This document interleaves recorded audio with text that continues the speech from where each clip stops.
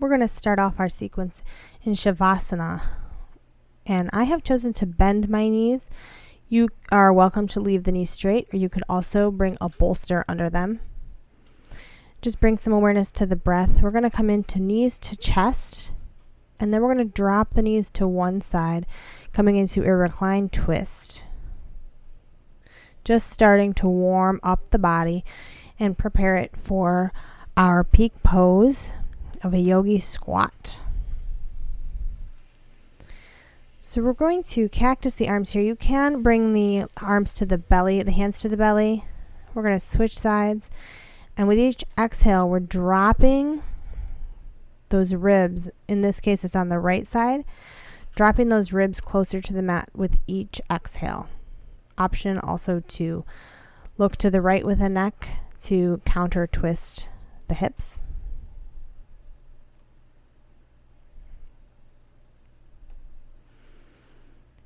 We're going to grab some blocks. You do not have to use blocks. I choose to use blocks because it feels better for my body personally. We're going to bring the bottoms of the feet together and send the knees out, coming into a supported, reclined, bound angle pose.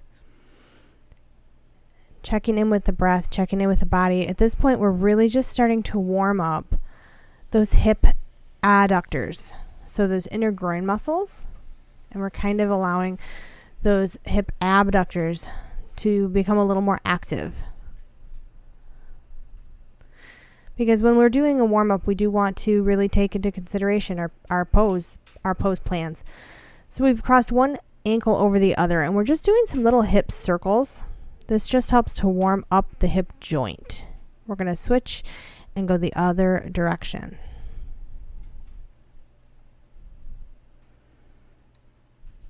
And as you do that, you want to engage the core.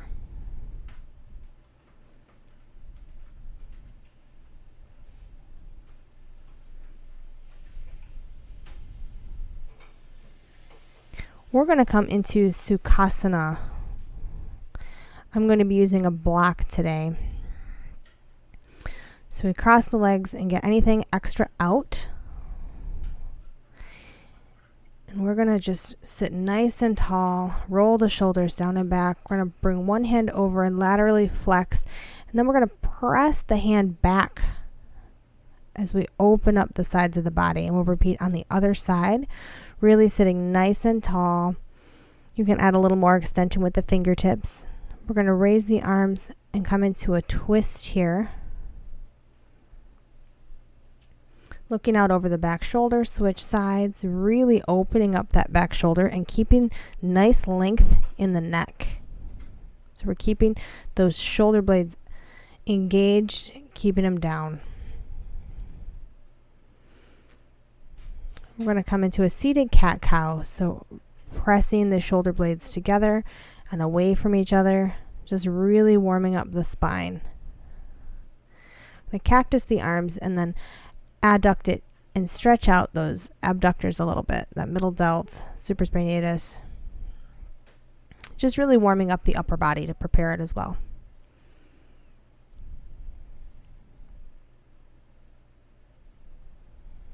And we're going to stretch the neck a little bit here. So we're going to just laterally flex to one side.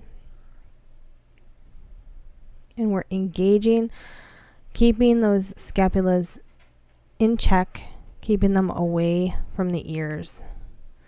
So we're going to stretch out the front, the anterior side of the neck, those platysma muscle and the SCM, scalenes.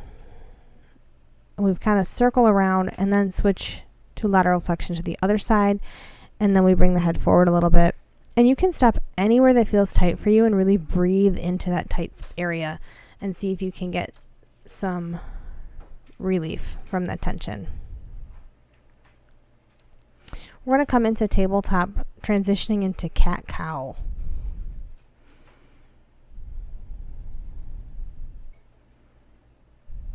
Really moving the whole spine. So we're going to tuck the toes under and come into downward facing dog. And you can pedal out those feet. Just kind of start to warm up those calves a little bit more. Remember to keep the shoulders in check as well, lifting those sit bones all the way to the ceiling.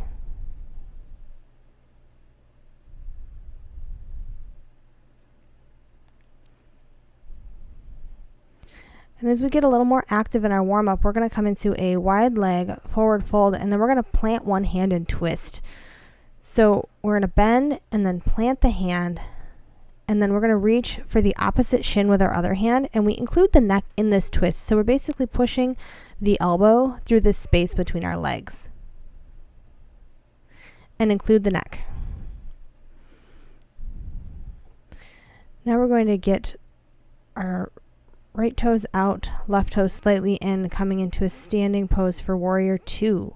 So spread the arms nice and strong, and then we're going to keep pressing down on the hands. Bring the right arm down, left arm comes up into extended side angle pose. So we're going to swing back into Reverse Warrior. We're really warming up the sides of the body here, coming into a little more active warm up. We're going to straighten the front knee and come down into triangle. And then slide back into Warrior Two. Now we're going to repeat that on the other side. And you can notice if one side feels a little bit different than the other.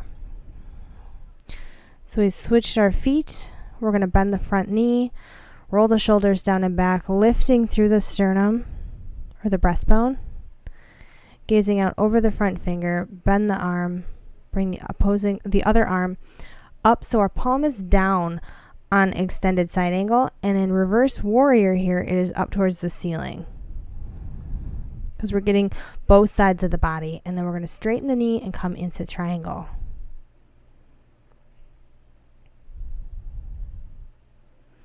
Then we're going to come up and bend the front knee back into Warrior Two. And we want to remember that we are peaking at a squat here. So we're going to warm up a little bit more for that with a low lunge or a side squat, half squat. So one side and the other, we're just really beginning to really prep the body for that peak pose.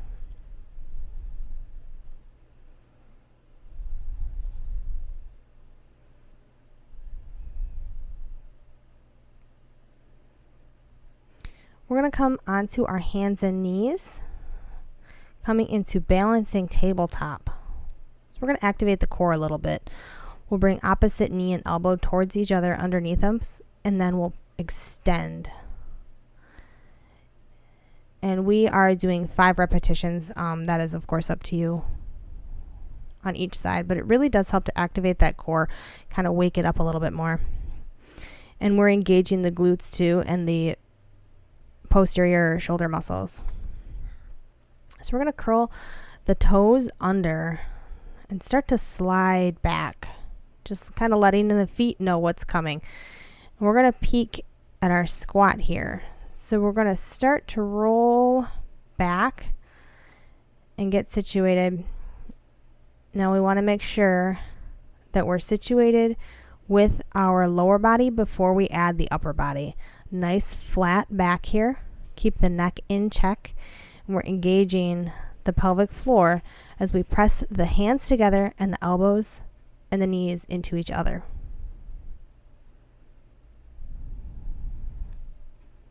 So now we're going to start to counter that a little bit. We had hip flexion. So now we're going to come into a low lunge. And you can have a block on the side if you choose to. We're going to bring one hand up. We're going to suck the belly button in towards the spine and really focus on getting some opening in that hip flexor.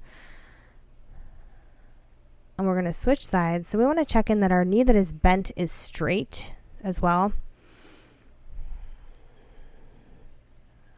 So we are engaging the core. We're engaging the hip adductors a little bit here. And in our squat, we were opening them up.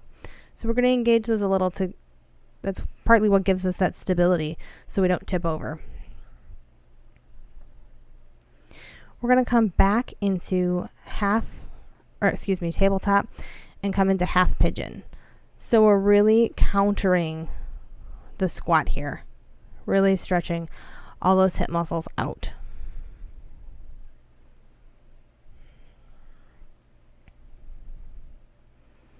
Curl the toes under and come out.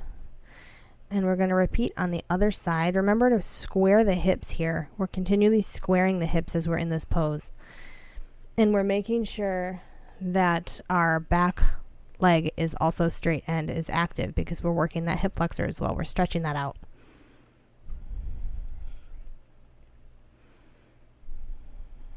So curl the toes under, bring the leg out.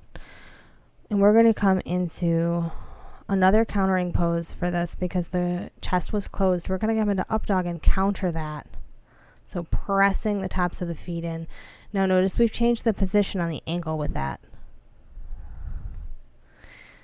I am going to use a couple of props today. We're going to come into child's pose.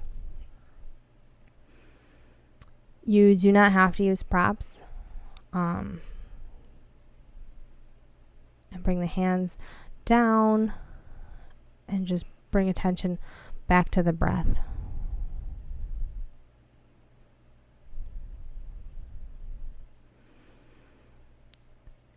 Now we're going to bring the knees wide, toes together.